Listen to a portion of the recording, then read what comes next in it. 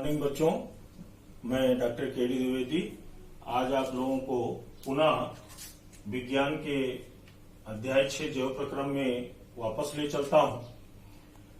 कल हमने जो आपको बताया था इसमें कि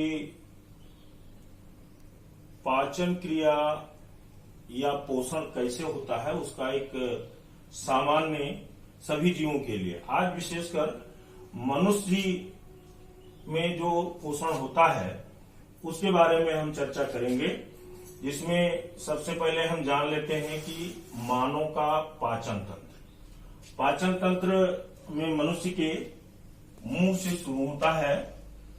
इसके अंदर जीभ, दांत, ग्रसिका और ग्रसिका के बाद फिर हम सीधे यकृत भी पाचन तंत्र में आता है, आमाशय, क्षुद्रांत, बृहदांत और ये गुदाद्वार तक। इसके बाद में अग्नाशय और पित्ताशय भी पाचन तंत्र के अंतर्गत आता है।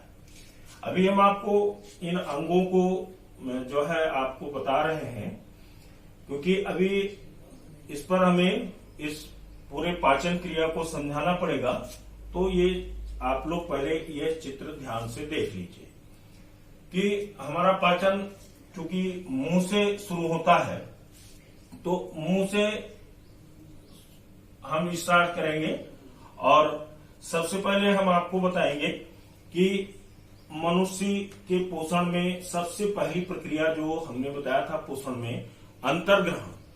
अंतर्ग्रहण जो मनुष्य में होता है वह हाथ से भोजन को मुंह में पहुंचा दिया जाता है, और हाथ से जब भोजन मुंह में पहुंच जाता है तो मुंह में पहुंचाने की इस क्रिया को हम अंतर्ग्रहण कहते हैं। ये अंतर्ग्रहण के अंतर आता है और फिर यहीं से स्टार्ट होता है पाचन। पाचन में जैसा कि आप जानते हैं कि भोजन के ठोस, अर्धठोस या तरल अवस्था को भौतिक एवं रासायनिक क्रियाओं के द्वारा उसको सरल, विलेय पोषक तत्वों में बदलने की जो क्रिया होती है उसी को हम पाचन कहते हैं। तो अब जब हम भोजन इसमें लेते हैं तो भोजन जो है सबसे पहले मुंह में आता है और उसके बाद दो अंगों का काम स्टार्ट होता है, एक तो दांत और दूसरा जीभ। सबसे पहले हम दांत की चर्चा करेंगे। मनुष्य के शरीर में 4 प्रकार के मुंह में दांत पाए जाते हैं। सबसे पहले हम दांत को कहते हैं जो है कि कृंतक, और इसको यहां देख लीजिए, कृंतक, रदनक, चवर्णक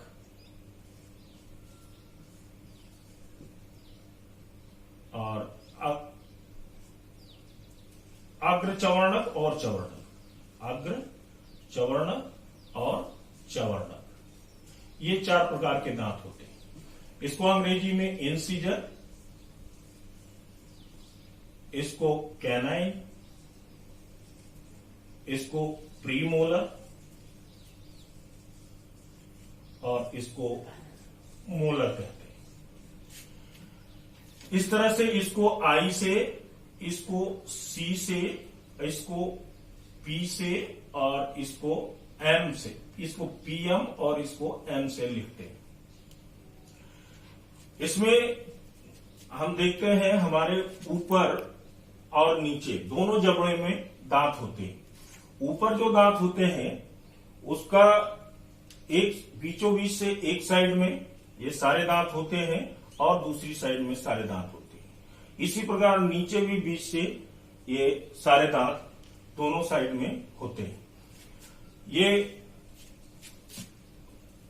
इंसिजर जो होता है ये एक एक दोनों साइड में, ऊपर और नीचे, यानी 2-2, और उसके बाद में कैनाइन जो होता है वह एक एक ऊपर और नीचे दोनों साइड में, और उसके बाद में प्रीमोलर जो होता है ये 2 ऊपर और नीचे दोनों साइड में, उसके बाद मोलर, ये तीन ऊपर और नीचे दोनों साइड में। इस तरह से ये इसको गुणा करते हैं तो एक वयस्क मनुष्य में कुल दांतों की संख्या 32 हो जाती है। इसे एक साइड में देखें तो 2 1 3 2 5 और 3 8 दूनी 16 और 16 नीचे 16 और 16 32 दांत ये हो जाते हैं। तो इस तरह से हम जो है इन दांतों के द्वारा भोजन को काटते हैं, कृंतक द्वारा, रत्नक द्वारा दांतों को चीरते हैं, चवर्णक द्वारा, अग्रचवर्णक द्वारा उसको हम चबाते हैं। देखते होंगे कोई चीज काटना होता है तो आगे के दांत से, चीरना होता है तो बगल के दांत से, और अगर चबाना होता है तो किनारे के दांत से चबाया जाता है। उसके बाद दूसरा अंग आता है जीव। जीव या जीवा जो है, इसके 3 जोड़ी लाड़ ग्रंथियां पाई जाती हैं इसके नीचे, और ये भोजन को मुंह में चलाने का काम करती है। उन लाड़ ग्रंथियों के बारे में जो है, लाड़ ग्रंथियों से एंजाइम बनता है जो स्टार्च का पाचन करता है, वो भी आगे बताएंगे। तो इसमें क्या होता है कि लाड़ की जो क्रिया होती है वह स्टार्च पर होती है, मंड पर होती है, और मंड जो है लाड़ में उपस्थित जो टाइलिन एंजाइम होता है, टाइलिन एंजाइम वह लाड़ में उपस्थित होता है और ये मंड को शर्करा में बदल देती है। ये टाइलिन ये लाड़ में पाया जाता है, और 3 जोड़ी लाड़ ग्रंथियां जो जीभ के नीचे दोनों साइड में और कर्णमूल के पास में उपस्थित होती है, इनमें से लाड़ निकलता है। और उसके बाद में ये भोजन ग्रसिका में पहुंचता है, तो ग्रास नली में कोई पाचन ग्रंथि नहीं होती है, और ये यहां पर इसको आगे बढ़ाते रहते हैं। भोजन का ये पिसा हुआ अर्ध ठोस पेस्ट फॉर्म यह आमाशय में पहुंचता है। आमाशय में पाचन की क्रिया शुरू होती है काफी, क्योंकि इसमें से जो है एक तो HCl अम्ल निकलता है आमाशय में, HCl अम्ल, और इसके बाद में कुछ प्रो एंजाइम होते हैं जिनको हम प्रोपेप्सिन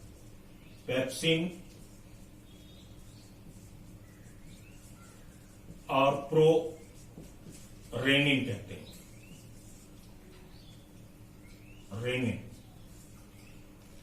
HCl जो होता है ये प्रोपेप्सिन और प्रोरेनिन की क्रियाशीलता को बढ़ाने का काम करता है, और साथ में जो पेस्ट फॉर्म में भोजन आता है उसको एकदम तरल रूप में बना देता है। प्रोपेप्सिन जो है ये जब पेप्सिन में बदल जाता है तो पेप्सिन जो है वह प्रोटीन का पाचन करता है और प्रोटीन को पेप्टोन्स और पॉलीपेप्टाइड में तोड़ देता है। उसके बाद में जो प्रोरेनिन होता है ये रेनिन में बदलता है, और रेनिन में बदल करके दूध में पाए जाने वाले जो केसिन प्रोटीन होता है उसको तोड़ने का काम करता है, उसको पैरा कैसिनोजन एंजाइम बनाता है, फिर पैरा कैसिनो में बदल देता है। तो इस तरह से भोजन का पाचन आमाशय में होता है। उसके बाद में भोजन पहुंचता है छोटी आंत। छोटी आंत कहते तो हम इसको छोटी आंत है, लेकिन ये लगभग 6.5 मीटर लंबी होती है, और ये छोटी आंत जो है ये चूंकि पतली होती है इसलिए इसको हम छोटी आंत कहते हैं, और लगभग पाचन की जो क्रिया होती है वह छोटी आंत में ही पूरी होती है।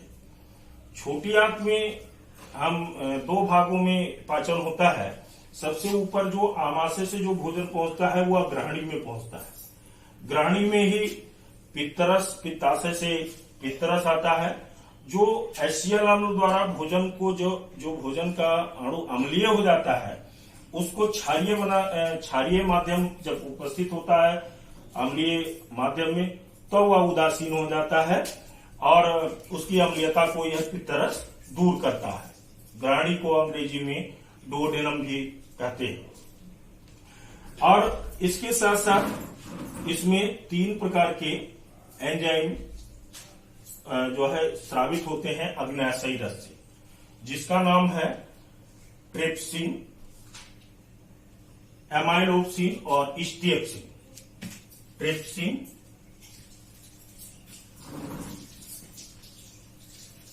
एमाइलोप्सिन और स्टिएप्सिन, ये 3 प्रकार का एंजाइम जो है वह अग्न्याशयी रस में होता है। ट्रिप्सिन का जो काम है वह प्रोटीन और शेष बचे हुए जो प्रोटीन होती है और पेप्टोन्स, इनको ये अमीनो अम्लों में, ट्रिप्सिन अमीनो अम्लों में तोड़ता है। एमाइलोप्सिन जो होता है वह शर्करा को या जो शेष बचा हुआ मंड होता है उसको ये ग्लूकोज में तोड़ता है, और स्ट्रिप्सिन जो है वसा को वसीय अम्ल और ग्लिसरॉल में तोड़ने का काम करता है।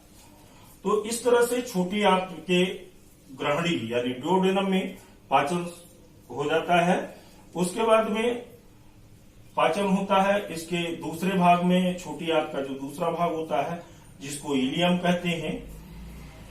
इलियम में एक कई प्रकार के जो एंजाइम होते हैं, जिसमें पहला इरेप्सिन है जो प्रोटीन को, जो भी शेष बचा हुआ प्रोटीन है उसको अमीनो अम्लों में तोड़ देता है। और अगर ये इसको हम चित्र को हटा देते हैं तो फिर हम आपको बताते हैं कि ये कैसे पाचन करता है। इसमें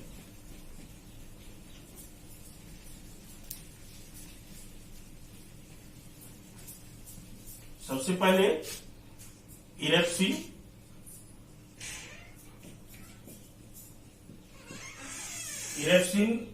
ये जो शेष प्रोटीन होता है या जो पेप्टोन्स जो भी होते हैं इनको अमीनो अम्ल में बदलने का काम करता है, अमीनो अम्ल में। उसके बाद में जो मंड या शर्करा, मंड को अंग्रेजी में स्टार्च कहते हैं, या शर्करा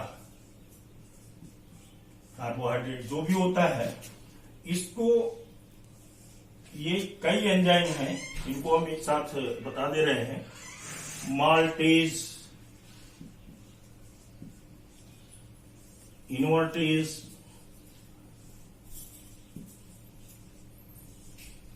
लैक्टेज,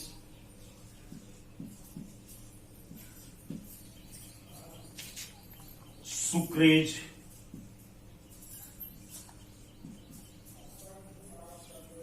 ये जो एंजाइम होते हैं ये इसको ग्लूकोज में परिवर्तित करते हैं,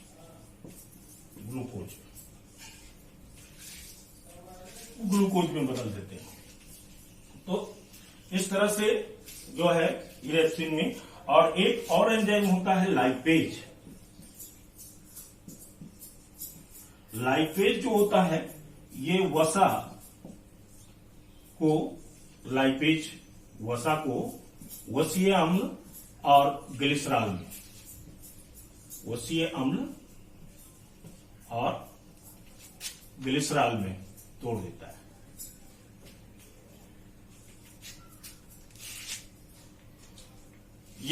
ये काम जो है ये छोटी आंत में होता है। उसके बाद में जो है, जो भोजन पहुंचता है बड़ी आंत। बड़ी आंत में एक तरह से हम कह सकते हैं कि बड़ी आंत में कोई पाचन नहीं होता है। उसमें जो अपच भोजन होता है, ये अपच भोजन बड़ी आंत में पहुंचता है।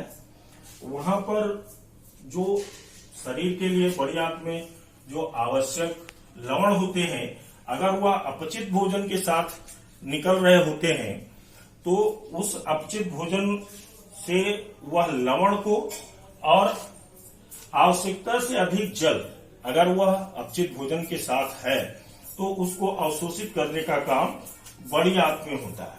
फिर जो बड़ी आंत होती है, इस बड़ी आंत में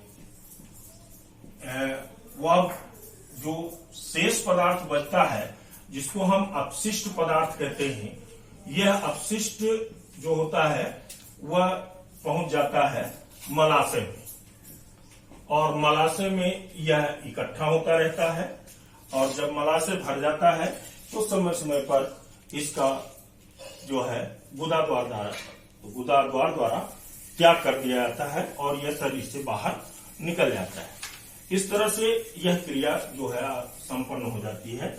उसके बाद अगला जो आता है आपका चरण कि मनुष्य के आहार नाल में अवशोषण कैसे होता है। तो अवशोषण के बारे में भी हम इसमें बताएंगे इसी वीडियो में। अवशोषण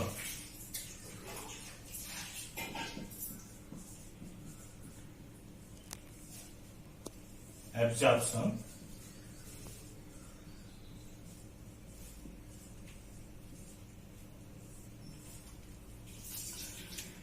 अवशोषण क्या है?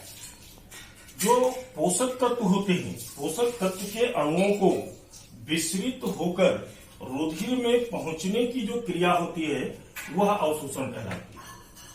यानी कि पोषक तत्वों के विसरित होकर रुधिर में पहुंचने की जो क्रिया है वह अवशोषण कहलाती है। अब क्योंकि हमारे जो छोटी आंत है, छोटी आंत का जो पहला भाग जिसको हमने बताया इलियम, उसकी दीवारों पर अवशोषण की सतह को बढ़ाने के लिए रसांकुर होती, रसांकुर, इसको अंग्रेजी में बिलाई कहते हैं, बिलाई। ये अवशोषण की सतह बढ़ाते हैं और इसमें बिलाई में दो चीजें होती हैं, रुधिर और लसिका। दो प्रकार की केशिकाएं, रुधिर केशिकाएं, रुधिर केशिकाएं और लसिका केशिकाएं।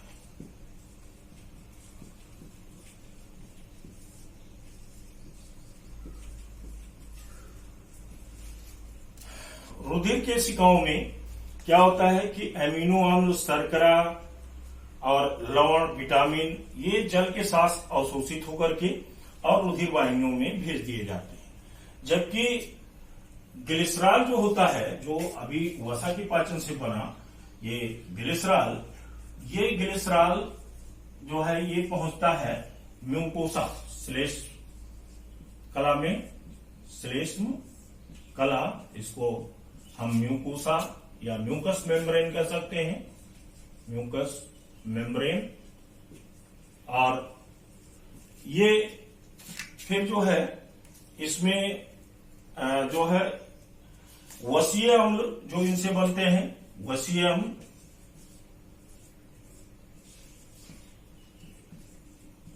ये लवणों के साथ मिलकर के ये पहुंचते हैं आधा श्लेष्मा में, आधा श्लेष्मा, जिसको हम सब म्यूकोसा कहते हैं।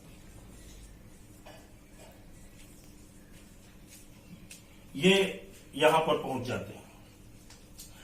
अब उसके बाद में जब ये लवण वसीय अम्ल से अलग हो जाते हैं और वसीय अम्ल के साथ ग्लिसरॉल मिल जाता है, तो वसीय अम्ल जब ग्लिसरॉल के साथ जुड़ जाता है, लवण अलग हो जाता है, ग्लिसरॉल, तो ये बना लेते हैं वसा बिंदु, वसा बिंदु। और ये वसा बिंदु जो है ये लसिका केशिकाओं में जाती है और ये वसा बिंदु ये लसिका केशिकाओं में चली जाएंगी और इन्हीं लसिका केशिकाओं को, लसिका केशिकाएं, और इन्हीं लसिका केशिकाओं को अक्षीर वाहिनियां कहते हैं, अक्षीर वाहिनियां। ये अक्षीर वाहिनियां जो होती हैं ये जाकर के रुधिर वाहिनियों में मिलती हैं और वह रुधिर वाहिनी यकृत निवाहिका शिरा में जाकर के खुलती है और यकृत निवाहिका शिरा ये संपूर्ण पदार्थ को यानी जो भी अवशोषित किया गया पोषक तत्व है उसको ये पहुंचा देती है यकृत में। यकृत अभी जो पहले इसमें पाचन तंत्र में हमने बताया था कि यकृत की बहुत बड़ी भूमिका होती है। यकृत ही एक तरह से हम कह सकते हैं कि वह पोषक तत्वों का एक भंडारण करती है और आवश्यकता अनुसार पोषक तत्व को रुधिर में जाने देती है। जिस भी पोषक तत्व की आवश्यकता होती है, ऊर्जा की आवश्यकता है, ग्लूकोज को वह रुधिर में उस मात्रा में जाने देगी। इसी तरह से अगर टूटे फूटे ऊतक है, उनकी मरम्मत होना है, प्रोटीन की आवश्यकता है, तो वह अपना जो है उसका नियमन करती है यकृत। और उसके बाद में यकृत के जो हैं वह कुछ प्रमुख कार्य हैं। एक तो यकृत में ही यूरिया का निर्माण होता है। अमीनो अम्ल जो आवश्यकता से अधिक प्रोटीन होते हैं, शरीर में जो प्रोटीन बच जाते हैं, वह प्रोटीन जो होते हैं वह पहले अमीनो अम्ल में, और अमीनो अम्ल जो है वह अमोनिया और फिर यूरिया में वह टूट जाती है। और जब ये यूरिया जो है ये फिर वृक्क में प्रेषित की जाती है और वहां पर इनकी रुधिर से छनाई हो जाती है। फिर ये यूरिया मूत्र के साथ शरीर से बाहर निकाल दिया जाता है। तो ये एक चीज यहाँ ये नोट करना है कि यकृत में ही यूरिया का निर्माण होता है। कभी कभी अक्सर लोग समझ नहीं पाते हैं, क्योंकि ये जानते हैं कि यूरिया चूंकि मूत्र में रहता है तो इसका कहीं ना कहीं संबंध वृक्क से है, लेकिन वृक्क में केवल इसकी छनाई होती है, यकृत में ही यूरिया का निर्माण होता है। ये भोजन का पायसीकरण करता है, इमल्सन, वसा का इमल्सन करता है। यहाँ पर जो है ग्लाइकोजन के रूप में भोजन संचित होते हैं, आवश्यकता अनुसार ये ग्लूकोज में बदलते हैं। तो ये जो है प्रमुख भूमिका है यकृत की, यकृत के कार्यों में इसका वर्णन। उसके बाद में अगला एक और स्टेप बचता है जिसको हम कहते हैं स्वांगीकरण। स्वांगीकरण या एसिमिलेशन।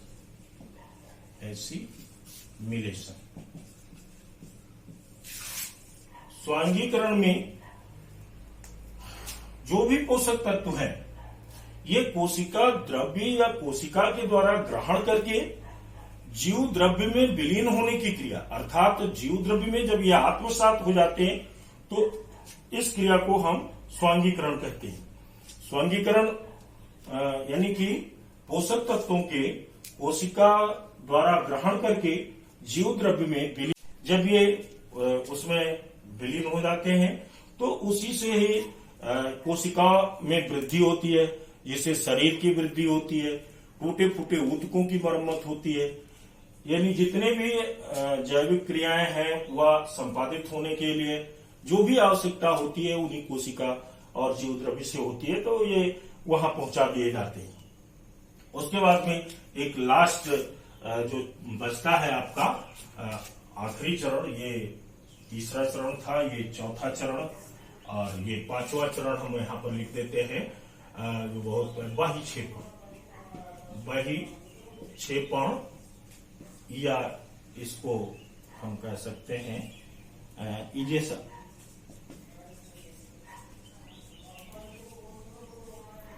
इसमें क्या होता है, जो अपचित भोजन होते हैं वह धीरे धीरे मलाशय में एकत्र होते रहते हैं और अपशिष्ट पदार्थ जब मलाशय भर जाता है तो समय समय पर ये गुदा द्वार के माध्यम से शरीर से त्याग कर दिए जाते हैं।